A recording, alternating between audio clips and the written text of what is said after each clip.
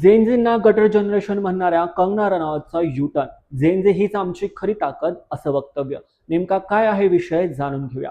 Hi hello नमस्कार, मी Rohan Daswadkar Rohan reports मध्ये तुमचं स्वागत करतो. काही दिवसांपूर्वी भाजप खासदार तसेच बॉलिवूड अभिनेत्री कंगना रनौत यांना जंतर मंतर या आंदोलनातील झेनझींच्या भूमिकेबद्दल विचारणा केली असता त्यांनी झेनझींना गटर जनरेशन असं संबोधलं होतं. त्यांचं हे वक्तव्य सोशल मीडियावरती प्रचंड व्हायरल झालेलं आहे.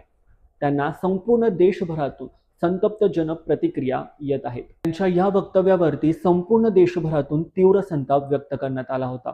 आणि आता अशातच कंगना रनौत यांनी संसदेबाहेर शुक्रवारी माध्यमांसोबत चर्चा साधली आणि त्यामध्ये माध्यमांकडून त्यांना असा प्रश्न विचारण्यात आला होता की झेनझींना या आंदोलनामध्ये किंवा मोठमोठ्या विषयांमध्ये त्यांच्या मताला किती महत्त्व द्यावं.